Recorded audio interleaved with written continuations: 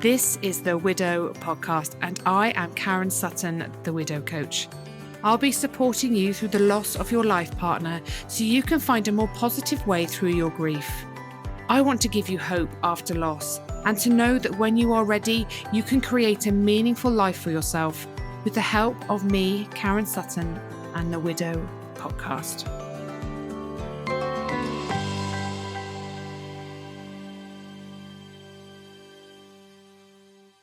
Hello and welcome back to the Widow Podcast.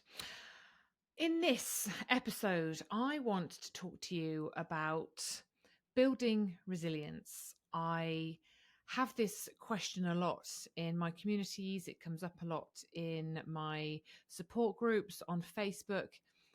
How do we become more resilient? How do we learn how to adapt, how to bounce back, how to cope when we experience hardship, trauma, loss? Now, the loss of a life partner, as we know, is huge. It's profound. The impact it has on us is so much more than I think we, as the griever, imagine. And it's definitely so much more than those around us supporting us understand.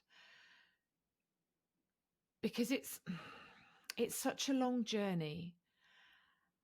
And I think there's an element in all of us that, unless we've had a profound, significant loss in our lives, that there's an end point that we will find our way through it in a certain amount of time. And I did, after Simon died, I remember thinking after 6 months, this is going to be so much better. And then after the first year, I thought, I'm properly going to have my stuff together. And I didn't. And, I am now in my 8th year. And as you know, as I've shared on this podcast, there are still times when things are hard and heavy, and my grief, not only does it have an impact on me in terms of I'm grieving, but the ongoing effects of losing a life partner are there for life. And it's learning to live alongside our loss, our anxieties, our trauma, and finding a way of creating some peace in our hearts, our souls, our minds, allowing us to create a life that can feel full and meaningful and joyous, and whatever we want that to look and feel like. It doesn't just happen. We have to work at it. And this is what we do in my 12-month program, Finding Hope in Widowhood. We work, we do the work together. And it is so powerful because it's not so much the amount of time that passes that matters. It's what you do with the time that passes. It's all about the choices that you make and the way in which you choose to show up for yourself. And they are choices. They're big choices. And sometimes we don't recognize the amazing choices we're making every day. And sometimes we don't recognize the choices we're actually able to make within our grieving journey to help us find a way forward. Because we can. We absolutely can.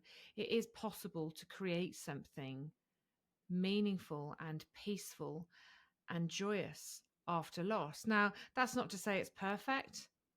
Again, as you know, I've shared in this podcast many a time, my life is amazing. It's rich and it's full of love. And I'm in an incredibly wonderful place that I'm so grateful for. And I have the impact of Simon's death coming with me, and it shows up in many different ways. And in order to find my way through it, I've had to learn how to build on my resilience. I've had to learn how to get myself back up when life is knocking me down, and it does, and it continues to, because that's life, right? And this isn't about toxic positivity. This isn't about saying, we're not allowed to be down, we're not allowed to feel sad or angry or hurt or upset. Being resilient doesn't mean that you don't ever experience those heavier, harder emotions and feelings. For me, I think it means that you know how to support yourself through them. And that's a big thing. That's a big thing. So I think that we have to cultivate this inner resilience, and we have to find our own unique ways of paving our way forward, of supporting ourselves through this, because nobody's coming to save us. Nobody can do the work for us. And it is our responsibility to find our way to our healing. And it's an inside job. And I think we can spend a lot of time looking externally outside of us for answers, for quick fixes. We have expectations on others and what they can do for us and what they can provide for us. But ultimately, our healing is our responsibility. And that doesn't mean that we have to do it by ourselves. Of course it doesn't. This is why I have my membership. This is why I have my 12-month program, because what I love to do is bring people together. And bringing people together that are going through something similar is so incredibly powerful. Just the shared wisdom and strength and the support and the encouragement and the understanding and that safe space is life-changing for so many. And it's not about doing it in isolation. We can't heal in isolation. It's learning how to find our own way from within and building that confidence within ourselves that we can find a way through this. So I've kind of created my own framework around resilience and what I think that means and what it looks like and what it's looked like for me. And I think that the sort of the main points that I think have been integral, excuse me, have been integral to my ability to bounce back after Simon died. But it's also a lot of the foundation of what I teach within my program, because there are building blocks, right? There are building blocks, and we have to create those solid foundations so that we can build up. I talked a little bit about foundations in my last episode, and they're different for everybody. That there's not one set way, and we will, because we're all different, right? And we all have different wants and needs and desires to enable us to find a way forward. It takes time, it takes patience, and like I say, it takes a good support network. And if we are able to be patient with ourselves, understand that it takes time, it's not an overnight job, we can take those small steps. Now, I've kind of broken this down into A, B, C, D, because I think it just helps to understand what we can do within ourselves to cultivate that resilience. So A is the attitude that you have for approaching life, grief, challenges that you face. It's your mindset that you hold, your general attitude to the way you typically think about things. And we all have this, and this is something that we have as a result of our upbringing, our parents, our peers, our colleagues, our experiences, our challenges, the books we read, the movies we watch. There's so much that forms our own personal attitudes, our mindsets. And sometimes we're not particularly aware of them. But I think that there's two kind of mindsets, and you've got the kind of the victim or the victor. And I decided very early on I didn't want to be a victim. I wanted to find my way through this in the best way that I could. I had no idea how I was going to do that, but I knew that that was what I wanted to do. And Carol Dweck has done a lot of work on mindsets, and she works around sort of having a growth mindset or a fixed mindset. And essentially, if you have a fixed mindset, the way you look at things is just the way you look at things. There's no changing it. You cannot see it from another perspective. You hold yourself in that place with your belief systems, your attitudes, and there's no growth. There's no adapting. There's no changing. Or you have the growth mindset where you recognize that as much as you don't know how to do something yet, you can learn. You might not know it right now, but you can figure it out. There's potential there to learn, to grow, to understand, to see things from a different perspective. And I think if we can work on that, which again is what I love doing in my program, is helping people develop that growth mindset so that they don't become a victim of their circumstances. So an easy way to tell, and I used to be a bit of a victim. I used to have a bit of a fixed mindset. I had to cultivate my growth mindset, and my ability to rise, because it didn't come naturally to me. I would give up. I would quit. I would think that my abilities had limitations. I would think that I couldn't do something because I didn't have the qualifications. I wasn't clever enough. I wasn't thin enough. I wasn't pretty enough. I didn't have enough money. I didn't live in the right place. That wasn't available to me because of X, Y, and Z. And I would find all of those reasons so that I could give up. I would be defeated. I'd say I can't. It's too hard. I haven't got it in me. And when things got tough, I would see that as a reason to kind of go, oh no, it's too hard. It's not for me. I'm never going to make it. Rather than thinking, yeah, this is hard, but I'm going to keep going, because if I don't, this is where I stay. And do I want to stay here? So it's looking, and it's using the word yet. I don't know yet, but I can learn. I can figure this out. I can ask for help.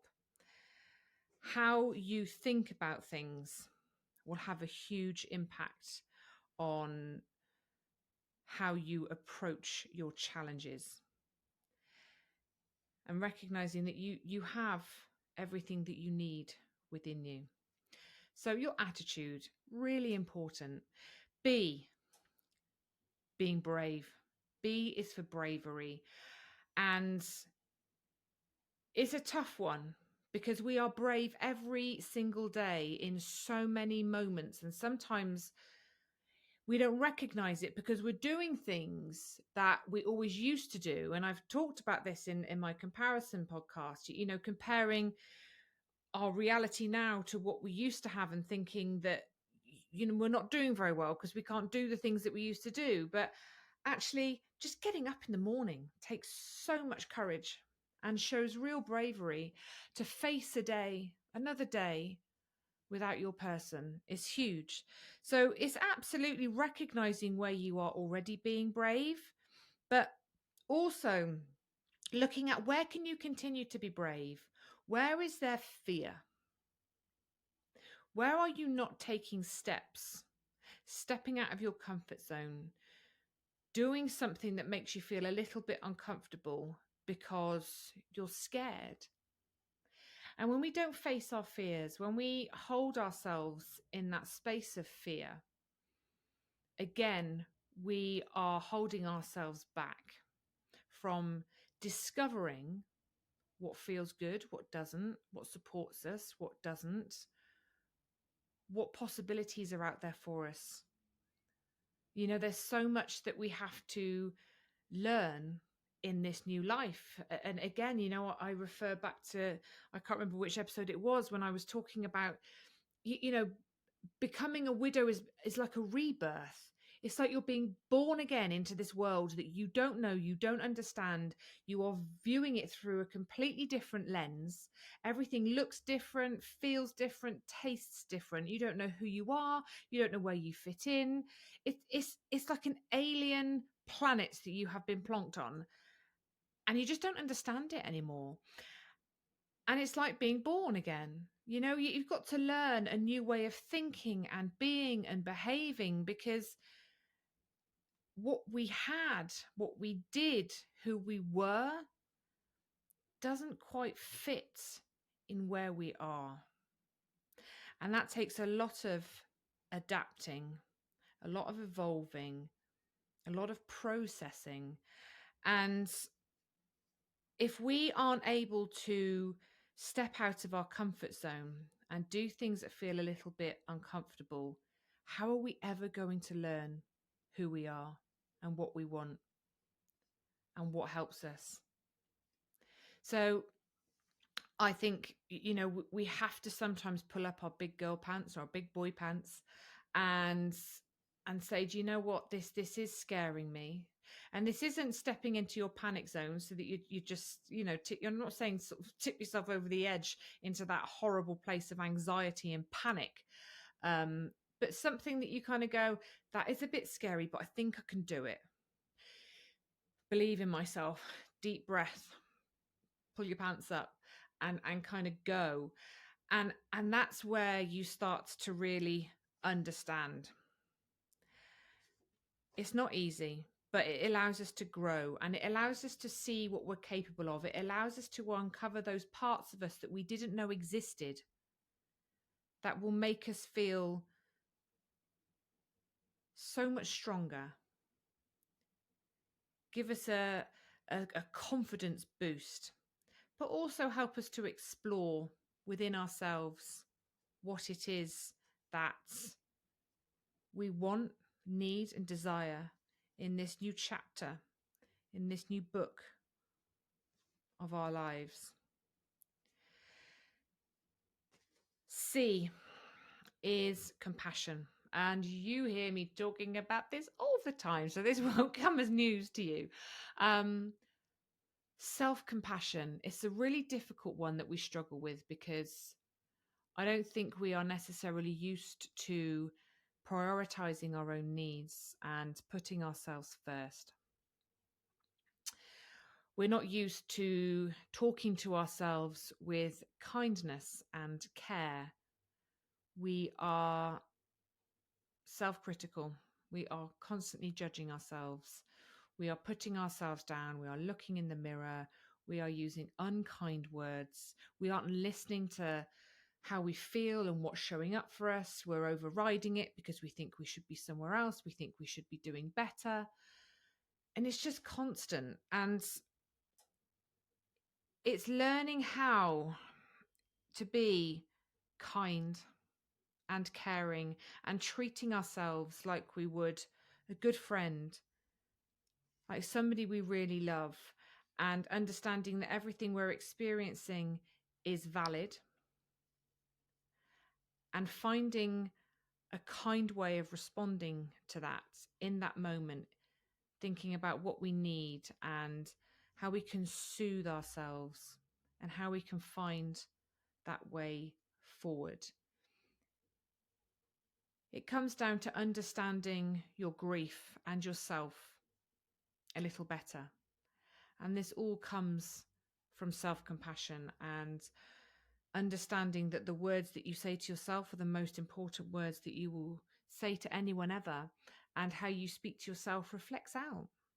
It has an impact on how you show up, the energy that you give, how you treat others. And it can really shift things. And I think if we can learn to be kinder to ourselves and support ourselves in the best way possible, we become so much more resilient. We become so much more powerful,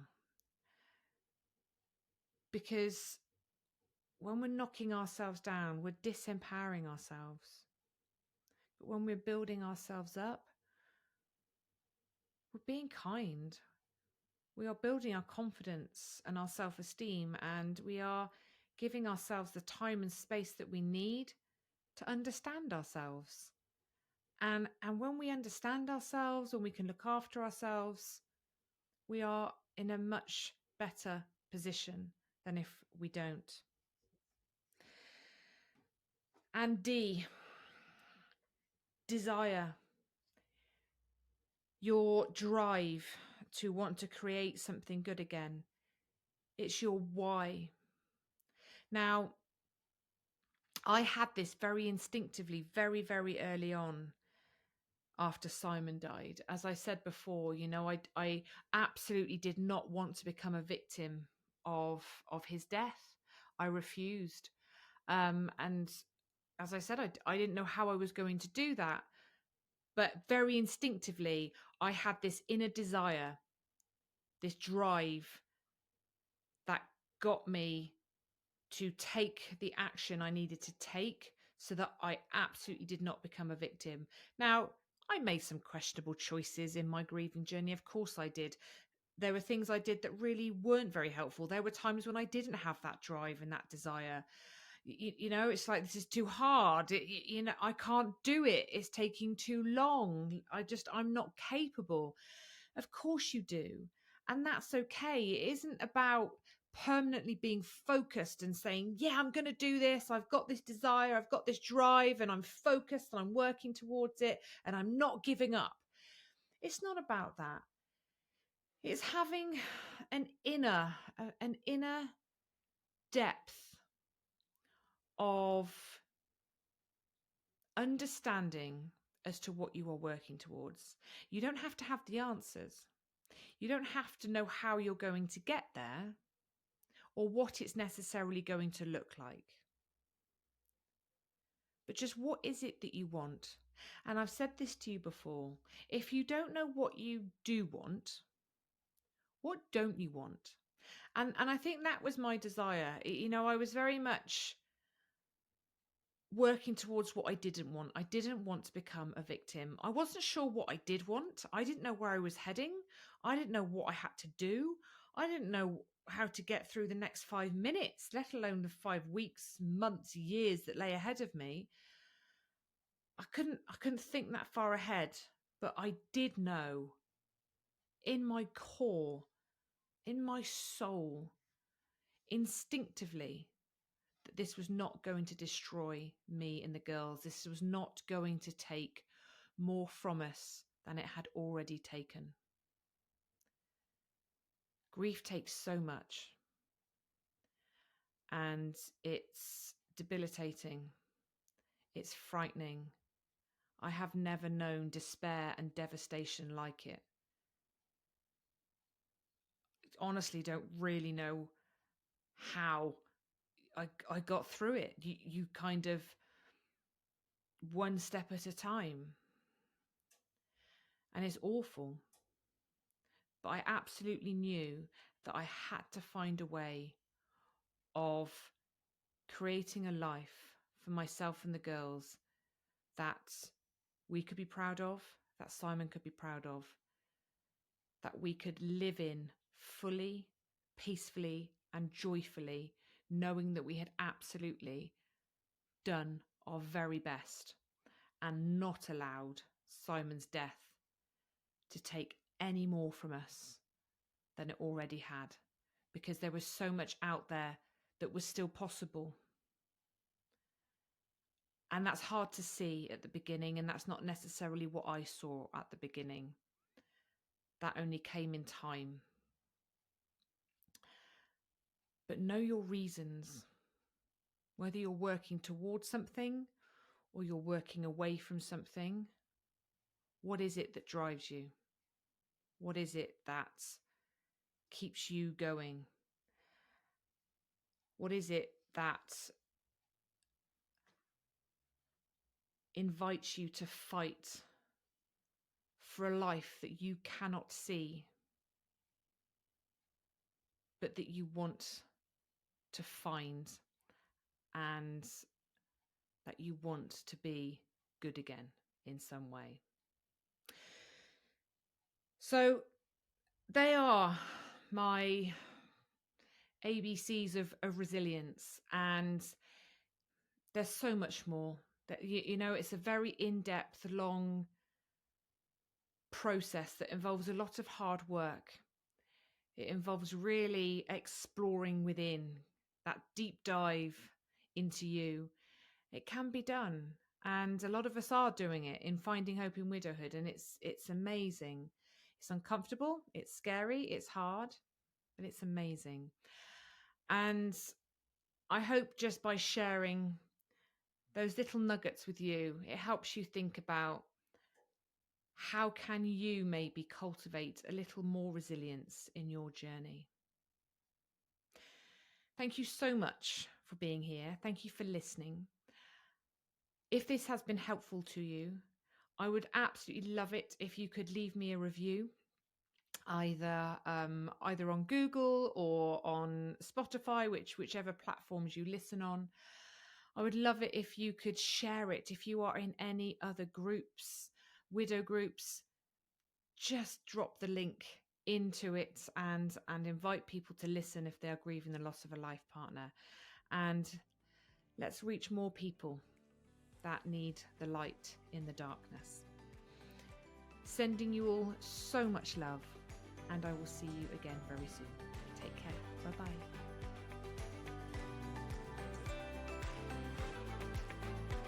Thank you so much for listening to the Widow podcast with me, Karen Sutton. If you would like to be part of a supportive community of people who understand your grief, come and join my free Facebook group, Widowed and Rising.